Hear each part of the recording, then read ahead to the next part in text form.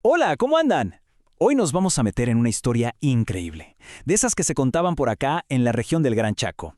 Es una historia que nos habla del poder, del tremendo poder de la naturaleza y de esa manía que tenemos los humanos de buscarle una explicación a todo. Pero, a ver, antes de arrancar de lleno con el mito, paremos un segundo y pensemos en algo fundamental, algo que nos define, me parece, como seres humanos. ¿Por qué nos contamos historias? Y bueno, la respuesta es bastante simple, pero a la vez re profunda. Desde que el mundo es mundo, nos contamos historias para tratar de entender lo que no entendemos.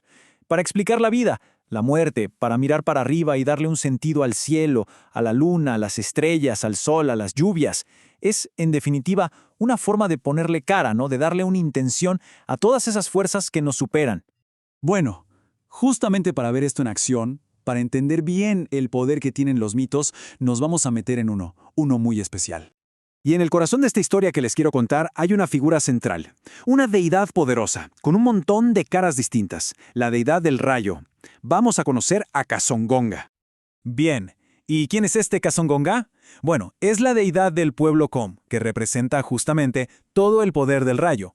Él vive allá arriba, en el cielo. Y desde ahí, ojo, no es poca cosa lo que hace. Manda a que se formen las nubes y hasta le pide a la serpiente arcoíris que largue los vientos sobre la tierra. Un personaje con mucho poder, como ven. Y acá viene lo más interesante de este personaje, su dualidad.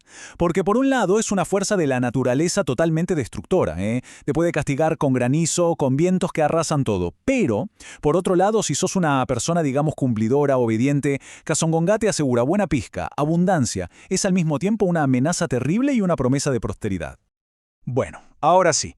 Vamos a la historia, veamos qué pasa cuando esta deidad tan poderosa se cruza de repente en el camino de un simple cazador.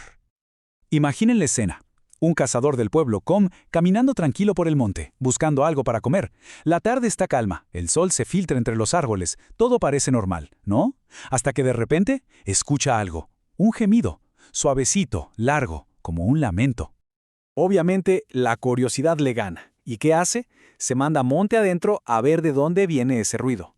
Y a medida que avanza, ese lamento se va haciendo cada vez más y más potente, hasta que se convierte en un grito desgarrador. ¡Buah! Y ahí, de golpe, frente a sus ojos, descubre de dónde venía todo. Era el mismísimo Kazongonga, atrapado en el tronco de un árbol. Imagínense la sorpresa. Y el dios le pide ayuda, así, directamente. Le dice que necesita liberarse para volver al cielo, y que la única forma de lograrlo es que un hombre prenda una fogata en su nombre. Así que ahí estaba el trato. Parecía simple, ¿no? El cazador tenía que prender una fogata bien grande. Y Kazongón, bueno, él se encargaba del resto. Era un acuerdo, un pacto de confianza total entre un simple mortal y una fuerza de la naturaleza increíble. Y el cazador, sin dudarlo, obedece. Junta ramas, hojas secas, todo lo que encuentra, y arma una fogata tremenda.